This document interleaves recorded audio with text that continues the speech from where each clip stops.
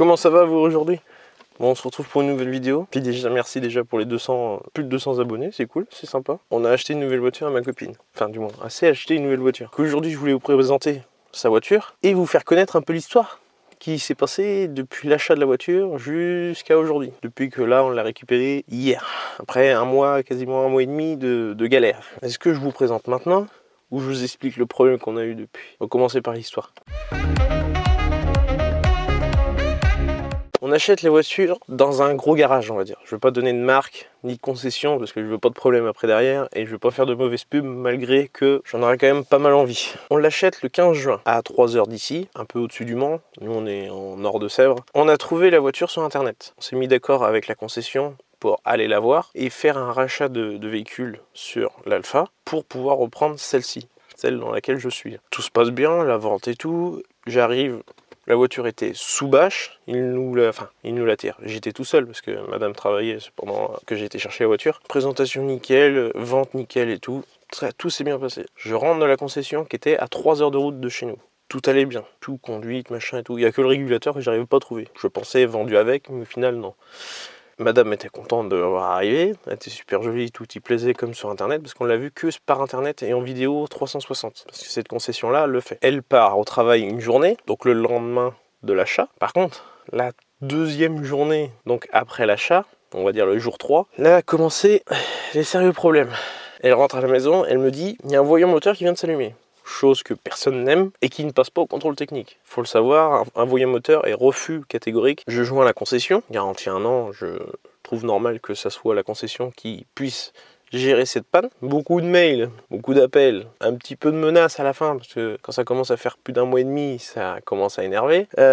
Enfin, plus d'un mois, parce qu'un mois et demi, on n'y est pas encore. Les choses ont commencé à prendre un peu de sérieux, et 6 allers-retours après, la voiture est enfin réparée. Ce qu'il faut savoir, c'est que sur ces concessions-là, parce que là, ça faisait 3 heures de route, je ne me voyais pas remonter la voiture à la concession. La concession où vous l'amenez, parce que c'est dans tout le réseau France, il faut qu'ils aient un accord de travaux par le garage dont vous avez acheté la voiture, pour qu'ils puissent travailler et envoyer les frais au garage où l'achat a été fait. La communication entre les deux, c'était un peu moyen. Donc il a fallu que je fasse moi-même les démarches, ce que j'ai pas aimé. Au final, elle a été réparée. Moi, le final, c'était surtout ça. Mais il y a la rapidité du service. Pas aimé qu'on me prenne pour un con, c'est surtout ça. Donc là, tout va bien. Enfin, tout a l'air. Hein. On l'a reçu que hier. Hein. Donc après 2 jours de garage. Ce qu'il fallait savoir, c'est qu'en fait, la première panne, le jour 3, qui est arrivée, c'était un voyant moteur. Et en fait, c'était la batterie qui était en sous-tension. Alors, chose qui est bizarre aussi, ce qu'on s'est pris un peu la tête avec le garagiste, c'est qu'il n'y avait pas le voyant de batterie. On n'a pas compris pourquoi. Donc du coup, chez Ford, la valise a détecté une sous-tension de la batterie qui a mis certains modules, on va dire, out. Donc ils ont réclamé un changement de batterie. On a changé la batterie. Le voyant moteur était toujours là. Donc on est repassé encore la valise, chose que je payais pas. Hein. Ça, s'il faut le savoir, moi je paye pas. Pour détecter qu'en fait, il y avait le FAP à changer. FAP, c'est le filtre à particules qui se trouve, je connais des bases en mécanique, mais je connais pas tout. Les FAP, je vais sûrement mettre un schéma explicatif ou une image de quoi ça ressemble. Estimé, ça vaut 600 € quasiment, installé. En plus de ça, comme je commençais à en avoir marre de faire des allers-retours pour rien, sur des rendez-vous qui étaient annulés ou mal compris, ou des trucs comme ça, mais c'était toujours du même garage. J'ai découvert en ouvrant le capot qu'il y avait un feu qui avait été recollé. Le feu, en fait, sur le système, il y a une vis, et entre la vis et le feu, il avait été cassé. L'assurance de l'ancien propriétaire avait demandé à le faire recoller, parce que les assurances demandent d'abord de recoller pour éviter de faire fonctionner un bris de glace, pour pouvoir changer un feu qui coûte, donc là, 400 €. Quoi. Donc là, actuellement, on a une batterie qui vaut, je sais pas, 100, 200 € à peu près. C'est une estimation un peu grosse, hein. C'est un devis que je fais moi-même alors que je suis pas pro. Le FAP qui vaut quasiment 600 €, le feu qui vaut 400 €. Quoi. Donc on est à peu près sur des frais de 1000-1200 €. Quand on vient d'acheter une voiture, c'est pas des nouvelles qu'on veut trop entendre. Pas surtout quand elle est garantie, c'est encore mieux. Je vous dis, depuis le 17 juin, on s'est fait réparer le 23. Ça a mis longtemps. Longtemps. Et des allers-retours entre la concession, le groupe de la concession et chez Ford. Parce qu'il fallait que je l'emmène moi-même chez Ford. Il y a eu des choses un peu, des incompréhensions. Et après, bon, voilà, je veux pas dénigrer non plus le service, mais pour moi, elle a pas été bon. Mais après, par contre, la voiture, on en est pas fiers, parce que c'est pas nous qui l'avons faite, mais on en est content. Il faut que je vous fasse voir ça. J'ai fait une vidéo un peu avant d'aller au garage, pour exprimer un peu ce que je ressentais. Je pouvais pas faire de vidéo après le rendez-vous de chez le concessionnaire, parce que j'aurais dit des méchancetés et j'aurais fait de la mauvaise pub et j'aurais peut-être dit des choses un peu déplacé et je voulais pas, donc je préfère faire la vidéo un peu plus posée après, plus tard. Faut que je vous présente la voiture parce que là je commence à avoir chaud, je suis en train de grêler à l'intérieur, je suis en plein soleil et j'ai chaud sa mère. Réglage au volant, téléphone au volant, enfin les commandes au volant. On a le franchisseur de ligne, il faut appuyer sur le petit bouton qui est ici pour l'activer ou le désactiver. Système de maintien de voie activé. Là, je le désactive parce que madame, ce petit trou, voilà. Clignotant, je pense que tout le monde connaît, hein. Enfin, même si tout le monde ne les utilise pas. Je trouve le compteur assez propre. Après, on a le système de capteur de pluie sur le pare-brise. Sur tout ce qui porte, on a le verrouillage, ouverture, déverrouillage, la poignée comme traditionnellement sur toutes les voitures. Réglage de rétro, rabattable, ici.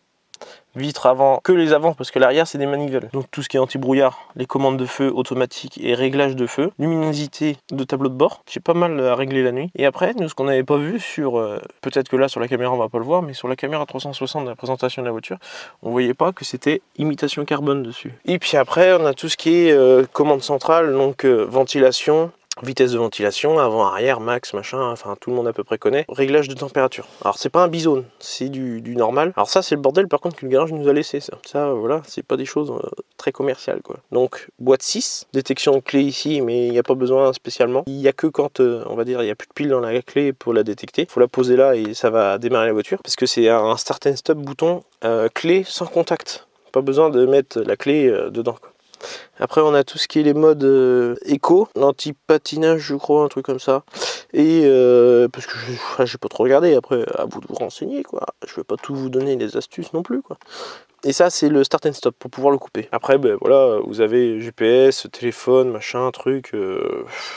Ça sera mieux de l'utiliser que moi, parce que moi je sais pas trop, c'est pas ma voiture, j'ai pas trop le droit d'y toucher. Voilà, il y a des applis, bon après il faut connecter un téléphone et gérer avec. Réglage, horloge, appli mobile, Ford Pass, machin, véhicule, affichage, commande vocale, ah oui, ça lit les SMS, c'est ouf. Et puis après on a, moi avec la caméra, et après moi ce que j'ai trouvé ouf, c'est tout ce qui est ciel de toit, tout accessoire en fait en full noir. Je trouve ça ouf moi. J'ai jamais vu ça, j'ai pas non plus, voilà. C'est en full noir, tout en full noir. Comme on avait sur l'Alpha, le range lunettes. Puis après, les lumières LED, comme ça m'évite de les mettre aussi. Et on a deux fois chaque côté, par soleil, avec lumière dedans. Bon là, faut que je mette des LED blanches quoi. L'intérieur est pas mal. On est sur du ST-Line en fait. Ce qu'il faut savoir, c'est que le ST-Line, c'est pas la performance. Parce que là, c'est un 85 chevaux, 1,5 litre. Ça développe pas non plus de ouf. Ça développe quasiment autant que l'Alpha. Après, bon, c'était pas la même chose. C'est des vieux moteurs, machin et tout. Maintenant, les nouveaux moteurs, ils sont petits. Ils développent pas mal, beaucoup même. Mais là, c'est du ST-Line. C'est juste la plaque de finition. Donc, c'est jantes, bas de caisse, aileron, grille de pare-choc avant, pare-choc arrière, et puis les options à l'intérieur, le pack effet chrome, le ciel de toit, enfin que des petites options comme ça quoi. Je vous fais la présentation extérieure et je vous dis à la prochaine. Merci beaucoup. Petite vidéo, 200 abonnés, ça fait plaisir, c'est cool, ça me plaît. J'ai des gros projets qui arrivent, c'est pour ça que je fais pas trop de grosses vidéos et j'ai pas trop le temps en ce moment. Je tourne beaucoup de vidéos et il faut sur plusieurs mois, donc il y aura plus de gros projets plus tard. Sur ce, à la prochaine.